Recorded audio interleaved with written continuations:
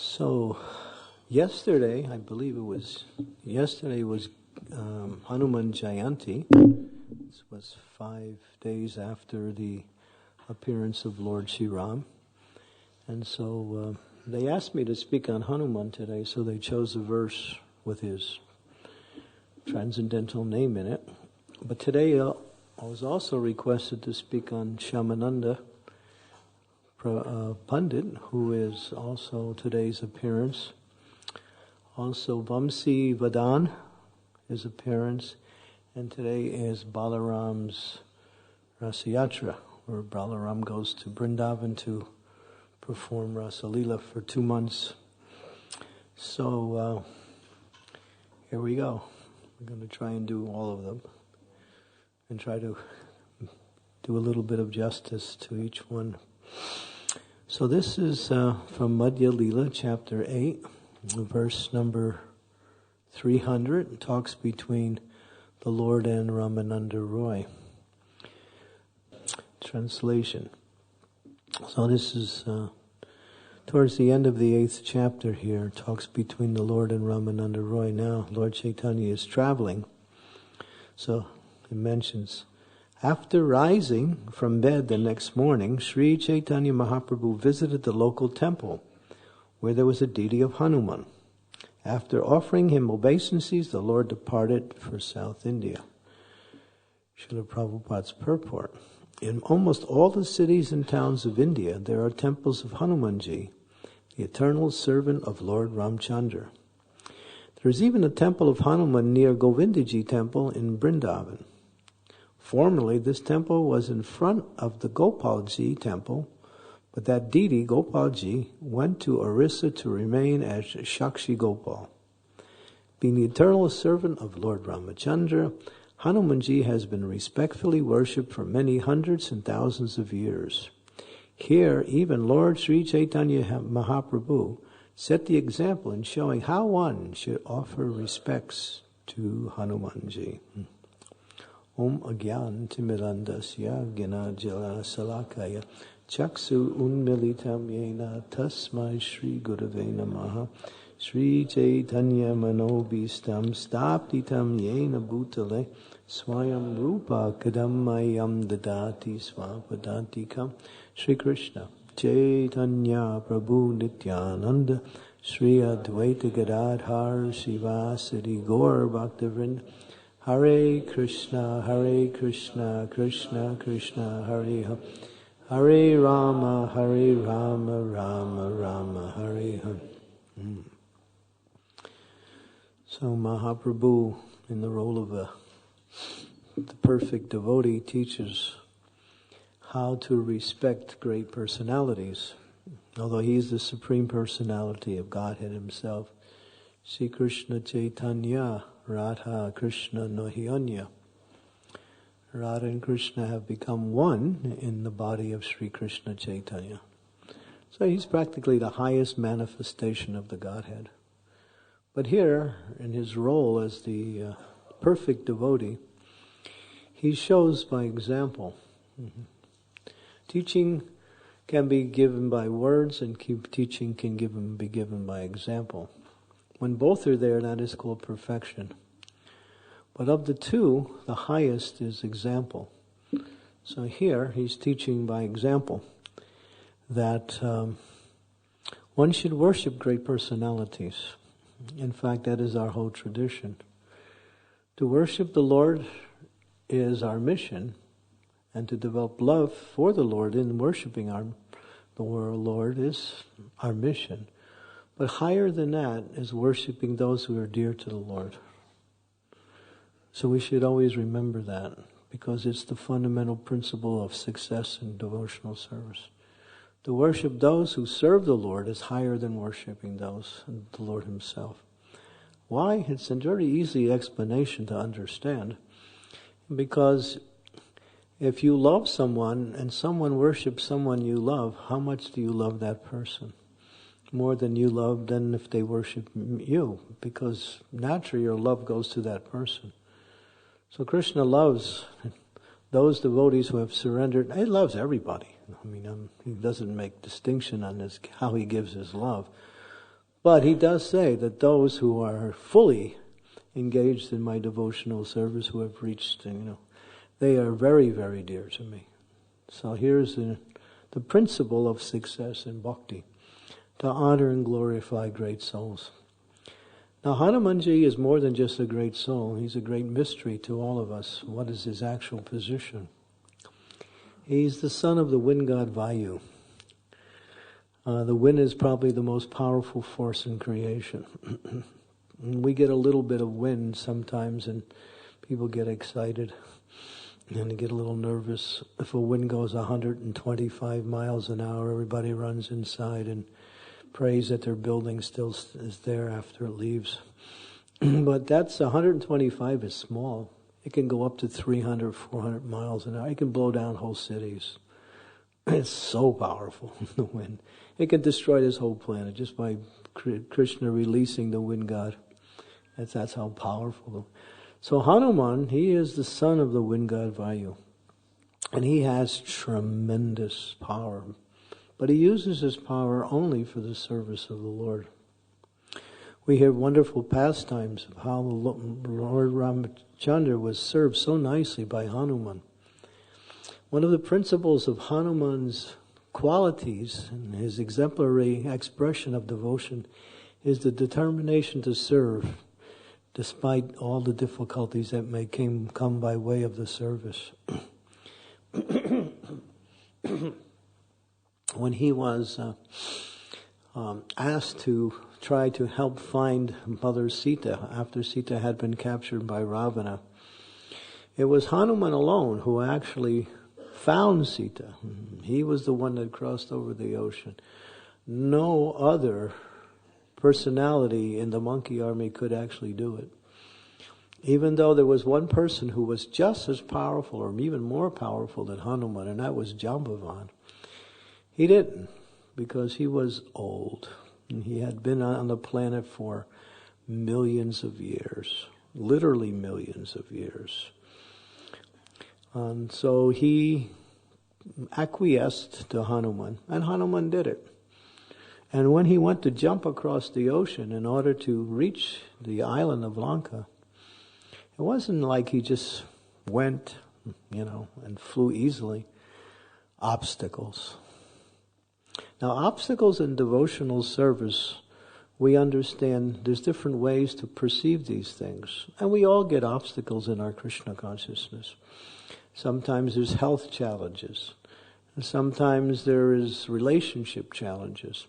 Sometimes our desires are not fulfilled in order to achieve what our goals in life, in establishing ourselves in this world. Or sometimes it just appears that nothing's going right. Sometimes that happens. And so challenges are there. But for a devotee who takes shelter of the Lord, and this is the only success that we can get in the form of achieving benefits from the challenges, is that it brings us closer to Krishna. It purifies our hearts and shows the glory of the devotee.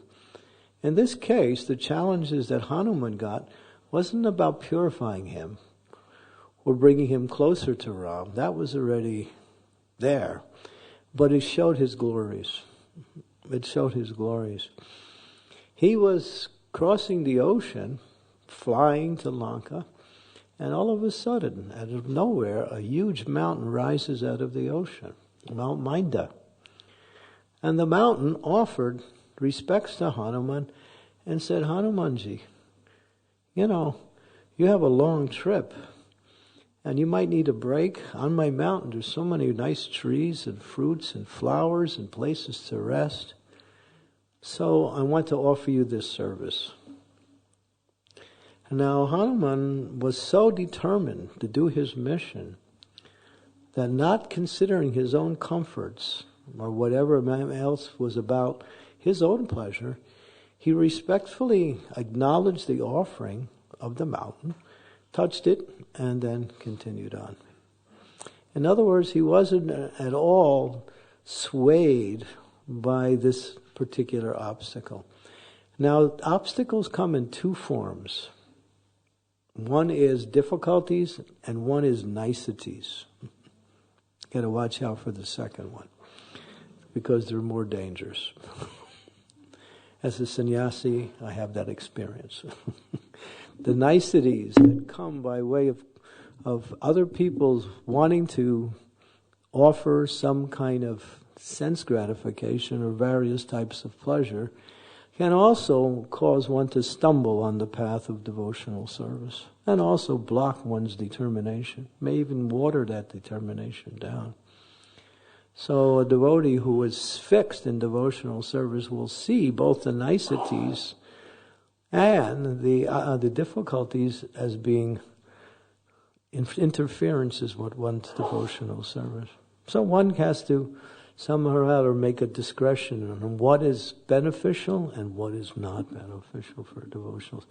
Hanuman's only focus was to get and find Sita, get to Lanka as fast as he could. Ram had been waiting for 4 months. He was living in a cave. We went to this cave. It's near the place of Hampi where Hanuman took birth. And in that cave, Ram, there's a deity of Ram in that cave today. And Ram chanted japa for 4 months. He didn't hardly speak to anybody. And what he was chanting was not Hare Krishna. He was chanting the names of Sita. He had felt so much separation from his beloved consort, the internal pleasure potency of the Lord, that his heart was overwhelmed with lamentation, thinking what has happened to her, playing the role of an ordinary person. But in that role, he was absorbed in feeling her separation. And therefore he chanted. And Hanuman knew how much pain the Lord was experiencing in that mood of separation. So he took that pain on himself to try to mitigate that pain by being the best of all servants and trying to find Sita as fast as he could. So he wasn't interested in his own pleasures. As he went on further, something else came. A Rakshashi, a powerful Rakshashi. I believe her name was Surasa. Yeah? No, Surpanika was Ravana's sister. It was Surasa or Simika. There were two. Surasa and Simika both appeared from the ocean. One was friendly and one was not. It was Simika. No, Surasa. Well, anyway. So this Rakshashi, she appeared, and actually she was the friendly one first. Yes, it was the friendly one. I think it was Surasa. And she said, "Oh, monkey, you're going to try to pass by these waters? You can't do that. Lord Brahma has given me a benediction. He is the, charge of the universe. That anyone who comes this must enter into my mouth. So be prepared, monkey." So she opened her mouth to swallow him, and he expanded his form twice the size of her mouth. She opened 10 yojanas, he went 20. She went 30, he went 40. She went 50, he went 60. She went 70, he went 80. She went 90, and then he shrunk down to the size of a little tiny monkey, walked in her mouth, came out and says, "I have fulfilled the prophecy." Hare Krishna. No, he didn't say that. But he made the point that, I have entered into your mouth, so everything is fine. She said, "Monkey, you are very intelligent, so you have my blessings. Please go on with your mission." So he left. But then that wasn't over. He kept flying, and then another Simika, she comes out. Another Rakshasi. "Oh, monkey prasad. Haribo, time for lunch." So she tries to, swallow him, but the same thing happens. First she grabs his shadow.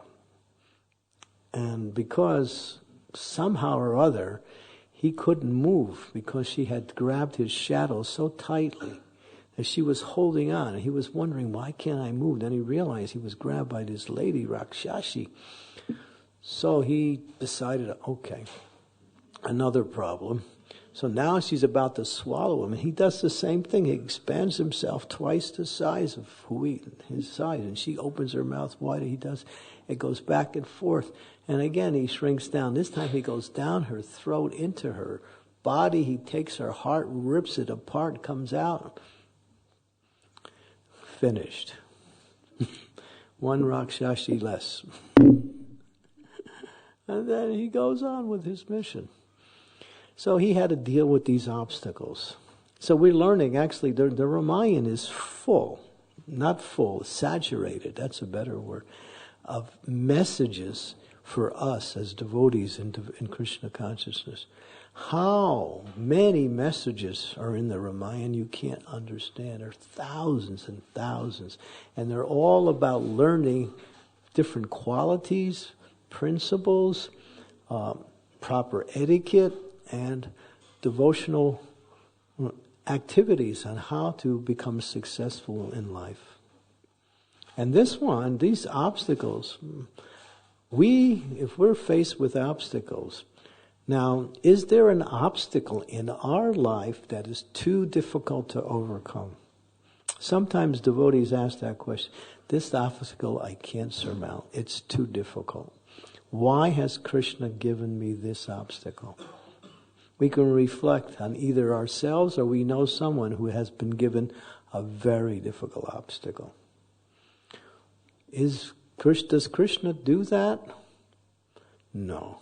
He gives you things that appear to be beyond your ability to overcome, only in appearance. Why? For different reasons, but one of the reasons is to show the glory of the devotee. That the devotee never gives up the service of the Lord, nor the shelter of the Lord, even in difficulties. Even in difficulties. In fact, when difficulties come, the devotee becomes more devoted to the Lord. Doesn't blame the Lord. Because the devotee also knows nothing can happen without the arrangement of the Lord, either directly or through his different energies. Krishna is in control of both.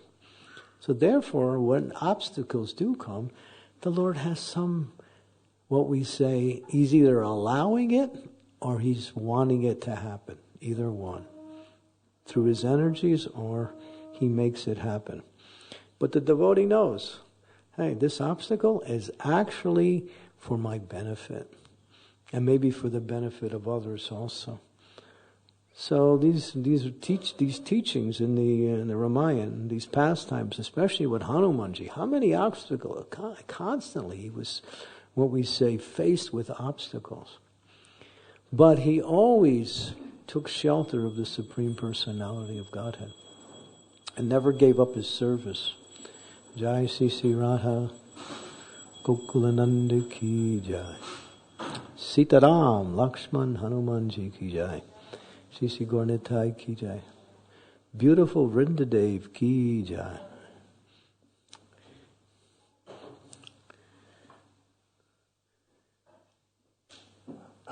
And so, now he's practically reaching Lanka. And he reaches Lanka in the middle of the night. When practically, not everyone, but most of the city of Lanka is asleep. But there is one guard, it's a Rakshashi.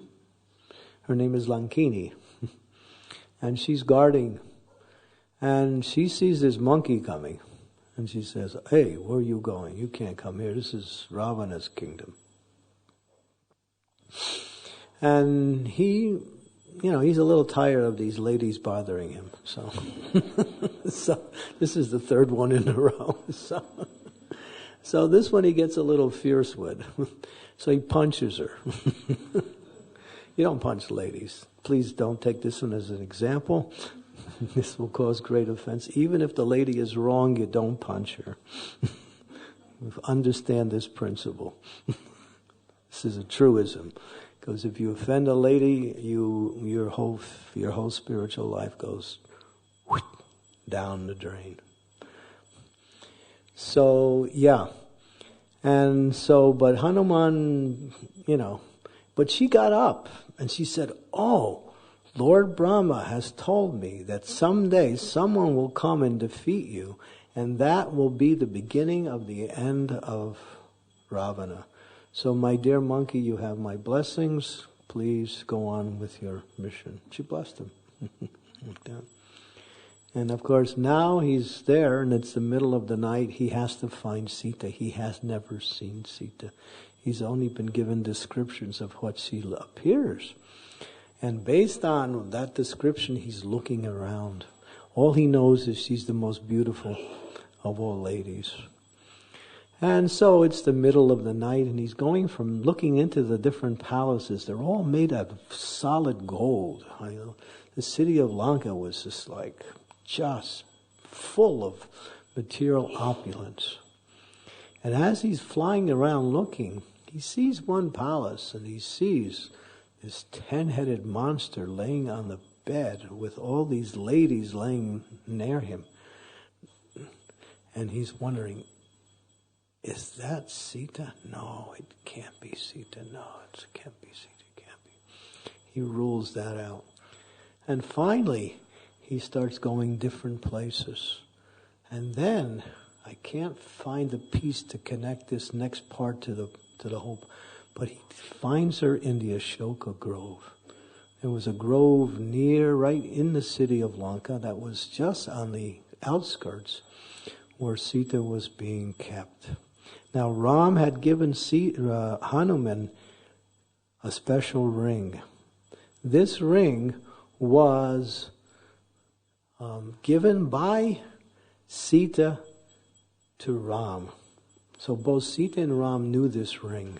It was a gift from Sita to Ram. And Ram took that ring and gave it to Hanuman and says, when you find her, she'll know that you're my messenger by giving her this ring. So he has the ring. That's the only connection. And now he sees her. And she's quite haggard. She's like being abused. Her clothes are not very nice. And she's in a very distressed state of mind. The Rakshasis who were harassing her had left for the night and she's all alone. And she's feeling very miserable. He starts to come closer, knowing that this must be Sita. And as he gets closer, she becomes scared. She sees this person approaching. And immediately she thinks, Ravan is coming in a disguise of a monkey now. And so she gets very scared. She says, don't come near me. And then Hanuman doesn't know what to do. He's like trying to come and help her and give her the message of Ram is looking for her. But now she's afraid. So what does he do? He starts to sing. And he sings the glories of Ram so nicely and so sweet. Hanuman had so many qualities. Although he was such a powerful monkey, he could sing so sweetly with so much love. And when he started to sing the glories of Ram, Sita started to become happy, and then she became emotional. And she said, who are you? You're making me feel so happy. He said, I am the messenger of your pati, your husband, and I have come. He's looking for you, and he doesn't know where you are. Please, I have found you. Now I can take you back. Please jump on my back. I can fly across the ocean. She says, Hanuman, I can't do that. My vow of chastity is I will never touch another man. Ravana had forcibly grabbed me, but never will I voluntarily touch another man. So Hanuman said, I can understand. So he said, I will be back. I will be back, and I will give the message to Ram, and then Ram will come and save you. Ram has to do the work. Otherwise, the whole plot is lost. The husband has to save the wife. It's called, what is it called? Patni Raksha. Saving the wife, protection for the wife. This is part of Dharma. Husbands must give protection to their wives. This is a very high principle in married life. I was giving a class one time in Croatia, and I was sitting there and I was talking about this husband-wife program and how the husbands must protect their wives, and it's a foremost duty. So the one husband was sitting there and his wife was sitting on the lady's side.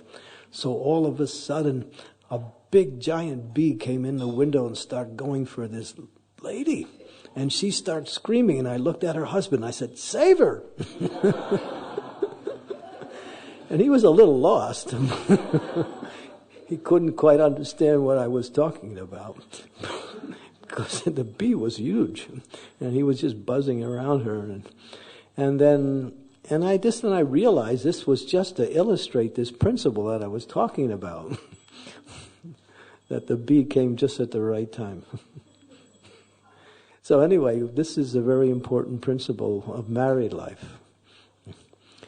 And so, so it's Ram's duty to come and do the work. So now Hanuman is thinking, before I go back, I want to do some damage to this city. So he starts breaking everything. He grabs some trees, he pulls some trees from the Ashoka groves and starts smashing everything. He destroys the grove, and he starts going to the buildings and smashing the buildings. It creates a ruckus. Some of the Rakshasas wake up, and then they realize, they report back to some of their generals, there's this big, gigantic monkey, and he's just making havoc of our city. So they come out to try to capture him. But Hanuman is too powerful for them. So he starts, pulverizing all these Rakshasas. So finally, it gets back to Ravana. Ravana wakes up. What's happening? My city is being destroyed by this monkey? So he sends his brother Indrajit. Indrajit's very powerful. He got the name Indrajit because he defeated Indra, the king of heaven. So now he comes out. And seeing the situation, he has a particular arrow. It's a snake arrow, so he fires the arrow. Sorry about that. And the arrow goes in a circle, and then it goes right around Hanuman and ties him up tight, and he's like this. Now, could Hanuman be tied up with this? No. But he let himself be captured because he wanted to meet Ravana. So they take him and they bring him in front of Ravana, and there some of the generals are there. Ravana's angry. This monkey has destroyed a lot of the city. And then Ravana says, "Kill him." But Vibhishan's there, and he says, no. The principle is you don't kill a messenger. You can torture him, but you can't kill him. So Ravana says, okay. And someone says, well, the monkey's weakest point is his tail. So let's set his tail on fire. So they set his tail on fire. Now Sita is there, and she's understanding that Hanuman's in trouble. So she prays to the fire god that let him feel cool. So, although his tail was on fire, because of the mercy of Mother Sita, he was feeling the fire as something cool. But then, he breaks through his bonds and jumps and gets away, and with his fiery cool tail, he starts going from building to building, and he's setting the whole place on fire, and there's more chaos. Everyone's running around. And then Hanuman, after he does a little damage, he jumps onto the wall of Lanka, and he says, if you think this is bad, wait till Ram comes. And then he flies back across the ocean. Jai Shri Hanuman. So that's a little bit about Hanuman's exploits. He's powerful. When he was small, he wanted to chase the sun. He saw the sun in the sky, and he thought, the sun looks like a beautiful orange. It's a nice fruit. It looks like it's very juicy. So he started to go after the sun. But when the word got back, he was approaching the sun, the word got to Indra. Indra came on his elephant, and with his thunderbolt, he threw it at Hanuman and hit him right in the chin. So the word Hanuman means what? Broken chin, split chin. That is the actual meaning of the word Hanuman, split chin. So that thunderbolt knocked him all the way back down, and he's unconscious. He's just a little baby monkey. He's about 5 or 6 years old at the time. And then his father, Vayu, sees what happened. He goes to see, and his son is unconscious. He gets so angry. Who is this, Indra? So he decides to retaliate. So Indra, being the powerful wind god, he takes all the wind out of the universe, and there's no air. And when there's no air, you can live without water for a while, but with air, it's not. It's just a matter of moments. So now the devas are really concerned. So they run to Brahma. Brahma, we can't breathe. Our planets are shaking. Everything is in turmoil. Vayu has pulled all the air out. Do something. He said, what do you expect? You hurt his son. Now you have to do something. You have to apologize and somehow or other bring his son back to consciousness. So the demigods came, and with their power, they brought little Hanuman back. They apologized to Vayu. And then, of course, that wasn't enough. They had to show some remuneration. So at that point, Hanuman received all these benedictions from all the different devas. The Surya, the sun god, gave him transcendental knowledge.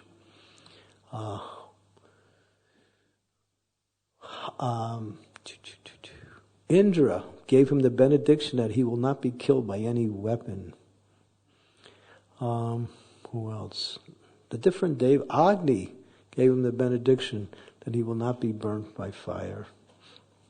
So many benedictions. And now, he's only a baby, 5-year-old monkey. He's got all these powers. Monkeys are mischievous. So now, after getting all these powers, he starts harassing all the sages in the forest. When they're doing their Gayatri, he starts pulling out their feet while they're standing in water and they fall down. He spits water in their face. He takes their clothes so they can't have their clothes when they get out of the bathing. He does all kinds of mischiefs. Now the sages are getting upset. So they decide to go to his mother. What's her name? Anjana? Yeah, Anjana. So they say, my dear Mataji, your son, we really love him. He's such a nice person, and he's got a lot of good qualities, but he's harassing us too much. We can't do anything. So give us permission to curse him. She said, what kind of curse do you want to give him? We want to curse him that he'll forget all his powers unless someone reminds him. She said, fine. So that was Hanuman. When Hanuman was standing on the ocean of India to go across Lanka, he was thinking, how am I going to cross Lanka? Jambavan said, hey Hanuman, you can do it. Don't you remember you have these powers? Oh yes, that's right, yes. So when he was reminded, then Hanuman could immediately perform his activities. So he was like that. He was so powerful.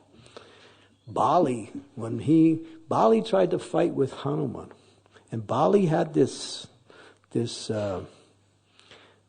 benediction that anybody he would fight with, the monkey soldier Bali, he was really powerful. He was the son of Indra. That he would take half that power, energy from his opponent and go into his body. So that opponent would lose their energy and he would become more powerful. That was his benediction. So when Hanuman took the side of Sugriva, and when Sugriva was being harassed by Vali so many times, Sugriva took shelter of this one mountain where Vali couldn't go, because Vali was cursed that if he landed on this mountain he would die. Because many years before that he killed this this huge, hideous demon, and he threw the carcass of the demon on this mountain, which belonged to a great sage. And the sage said, whoever did this, I curse him that if they come within 4 miles of this mountain, they will die. So Bali understood he couldn't go on the mountain, so Sugriva was protected from Bali. They were fighting him. That's another long story. I don't think we have time to get into that one. And Hanuman became the advisor of Sugriva. He became his main minister. So he was also advising and protecting. So at one time he protected Sugriva from Bali, and then Bali wanted to fight with Hanuman. This is described in one of the parts of the Ramayana. And in that fight, he was fighting with Hanuman, and he was getting half the power of Hanuman's body. But the power of Hanuman's body was so strong that when it came into Bali, he couldn't handle it, and he just collapsed.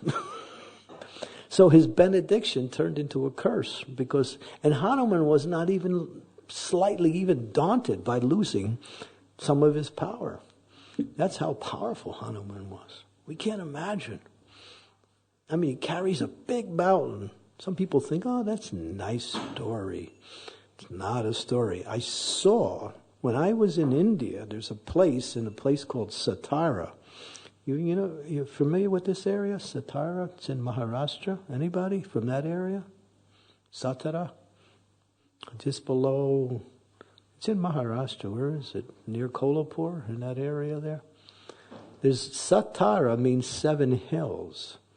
One of the hills, which is the biggest one, was the tip of the mountain that Hanuman carried when he was bringing it to save Lakshman. That mountain is huge. And that mountain, all the Kavirajas in the area, even today, go to that mountain for herbs so they can make their medicines. It's an amazing place. You can see the tip of the mountain is a huge mountain. Because when Hanuman was flying, the top broke off. And it fell into this one area, which is now called Satara. And that mountain is there. So you can imagine the size of the mountain he was carrying. Got it about in the mountain. Huge. So what can we learn from Hanuman? He's a Chiranjeevan. Chiranjeevan means that he does not die. He still is on this planet today. And people do see him. There are 12 people who are living today who are not influenced by death. They're called Chiranjeevans. And Hanuman is one of them. So anywhere you go, practically in the world, there is some form of worship of Hanuman, even in countries outside of India, in Malaysia and many of Hanuman is worshipped in different ways. He's such a powerful and popular personality.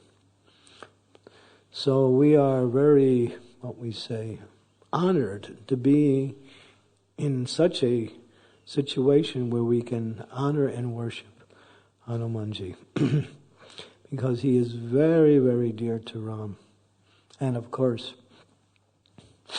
at the end of the battle of Kurukshetra, when everyone was going back to Ayodhya, and Sita and Ram were united, and some of the main monkey generals came with Hanuman and Sugriva to go to Ayodhya with Ram and Sita.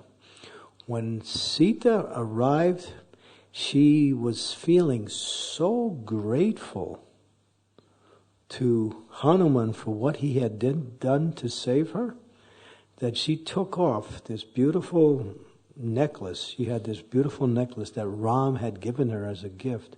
She took that necklace and said to Ram, she was going to give it to Hanuman. She looked at Ram just for his approval. Ram gave the approval. She offered this necklace to Hanuman as a way to show her appreciation for all the service he had done in bringing her back to Ram.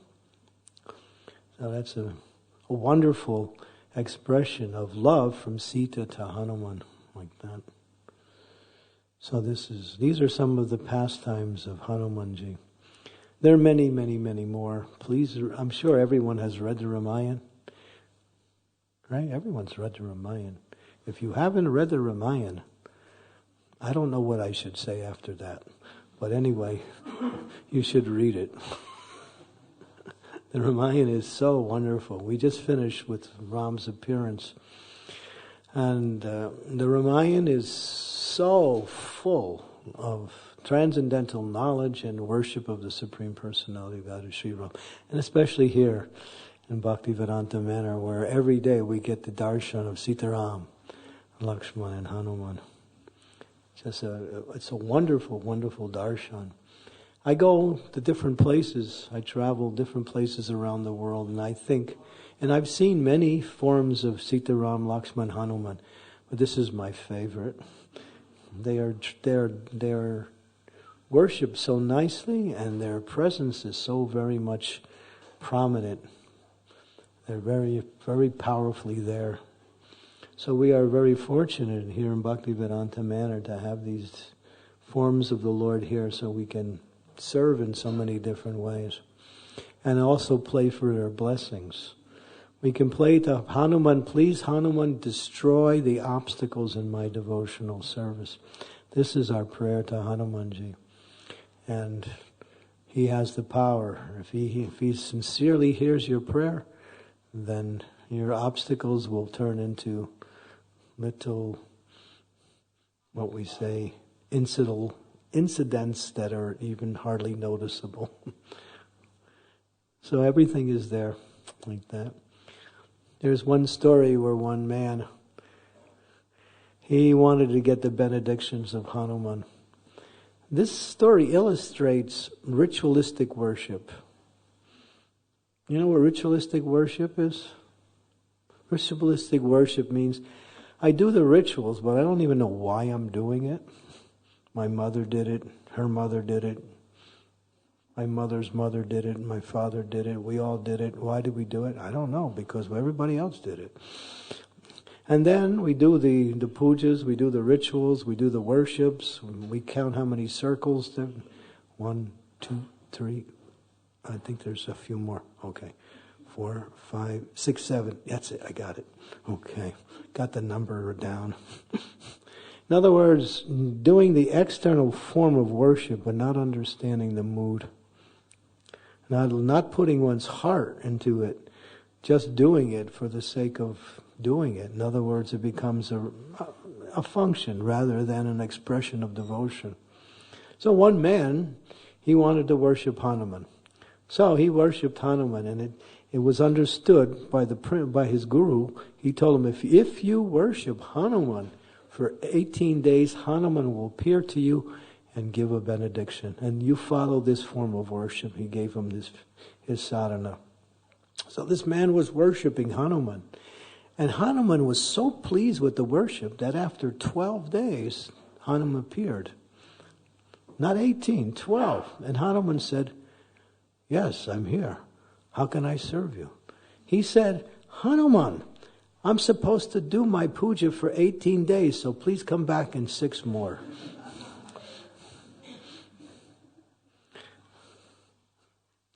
Hanuman didn't come back after that. So this is ritual.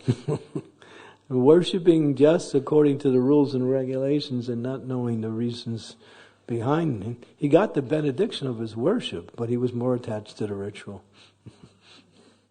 He was more attached to the ritual. Like that. So this is also a very significant principle in devotional service, that our worship is about devotion. The rituals are our expression of devotion, and the essence is not the rituals, but they're important. They have to be there. The essence is the bhakti. The bhakti is the essence. Okay, so I wanted to speak about a few other personalities today, but once I got started on Hanuman, I forgot. So I'm sorry. Any questions or comments? How much time do we have before we have to end? 10 minutes? Okay. Should I speak on another personality? Or should we go for questions? Can I ask a quick question before you continue? Yeah. Thank you. My question, and you brought up a lot of things to consider. Going back to, I think you mentioned that Jambavan had been here on the Earth planet for quite some time. He came at the beginning of the manifestation of the creation. That's mentioned here. And he's still... Jambavan? I don't know if he's still here. He's not a Chiranjivan. That I know of, anyway. Hanuman you mentioned is Yeah. one of these Chiranjivas. So I can only assume in my naivety that although these personalities are still here on the Earth planet, first of all, my materialistic mentality is thinking, well, what do we do? And who can see them? Well, some people say, now this is just word of mouth, and I've heard it a few times, that people see Vibhishan. Vibhishan's also a Chiranjiva. He comes out of the ocean in Jagannath Puri to worship Lord Jagannath. And there has been incidents where people have seen this extraordinary person coming from the ocean. So they have concluded that it's, Vibhishan. But another one who has been cursed as a Chiranjivan is Asvatthama. He's still here. He lives in Braj now. And that's another story. He's chanting the holy name. That's a whole story. So Narada Muni, Vyasadeva, these are all Chiranjivans. There's a few more. I can't remember all the different personalities. Yes, Prabhu.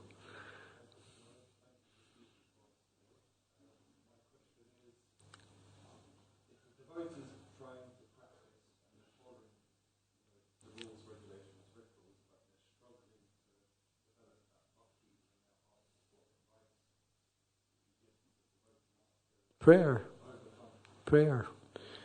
is powerful. And what we can do is one thing, but what we can acquiesce by prayer is much greater. If our prayer is sincere, Krishna or Krishna's representatives, they have the power to bestow mercy.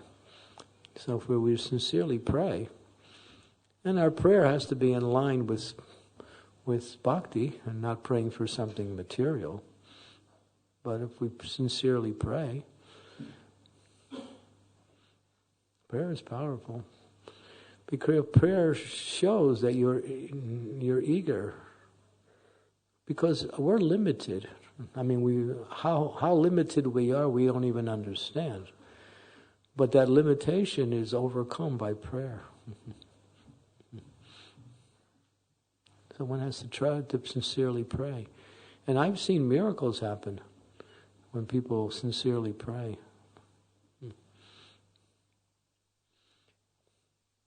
Yeah, so many times devotees have prayed for other devotees, just like we have now our wonderful temple president is undergoing some difficulties. And his faith is strong. He's accepting it as Krishna's mercy. And he knows it'll be a struggle, but the prayers of the devotee will make the difference. If the devotees sincerely pray, then it'll be easy for him. The prayers, Krishna makes these things happen just to bring out our devotion. So we can pray for others, we can also pray for ourselves in order to, develop certain qualities that we want to have in our, or just like one of the recommended things to do is when you do your japa in the morning, is to pray to Srila Prabhupada, your spiritual master, to Lord Chaitanya, to offer nice prayers in order to get the mercy so one can chant nicely and attentively. That's a daily prayer we can make in japa. So prayer is very powerful. Yeah, thank you. Okay, should I go on for... I can read something. Today is Balaram's Rath Yatra. So I'll read something. It's short, but it's the essence. So Balaram took permission. He was with Krishna in Dwarka. So he took permission to go back to Vraj in order to help to mitigate the separation that the devotees in Vraj Krishna's eternal associates were feeling. So Lord Balaram took permission and went back to Vrindavan. Remembering the deep friendship he once enjoyed with the cowherd folk of Vrindavan, Lord Balaram went alone to Braj. In Vrindavan, the gopis quizzed Balaram to see if Krishna still remembered them. Lord Balaram stayed for 2 months in Vrindavan, during which he enjoyed his own pastimes with his own gopis on the banks of the Jabuna in a place known as Ramghat. So Krishna has his gopis and Balaram also has a set of gopis that are different. Intoxicated with joy, Balaram wore beautiful flower garlands and a single earring. Beads of perspiration decorated his pure white smiling face, which was gentle like snowflakes. Wanting to play in the waters of the Jamuna, he summoned Jamuna near, but she disregarded his command, thinking he was drunk from drinking honey. So Balaram had a little party before then, and he was drinking this thing called Varuni beverage, which is honey wine. It's a form of honey that is turned into a liquor, and it is intoxicating. So angered, Lord Balaram began to drag the river to him with the tip of his plow, threatening to split the river into 100 rivulets and in that way bring her close. Lord Balaram chastised Jamuna for not coming when he had told her. Trembling in fear, the river goddess approached Lord Balaram. With her hair loose and forward in a seductive way, covering her breasts, she tried to pacify the Lord, though her thoughts were conjugally based, so she was feeling conjugal attraction. After releasing Jamuna Mayi from his plow, Lord Balaram, along with his gopis, entered the Jamuna to play in those waters. Coming out, the goddess Kani, Lakshmi Devi, presented him with blue garments, ornaments, and a brilliant necklace. So these are some of the activities of Lord Balaram, and today is Balaram's Rath Yatra. So this is the day he arrived in Vrindavan for 2 months of pastimes. So Lord Balaram is none different than Lord Nityananda. Lord Nityananda is none different than Lord Balaram. Many wonderful pastimes. There's one story where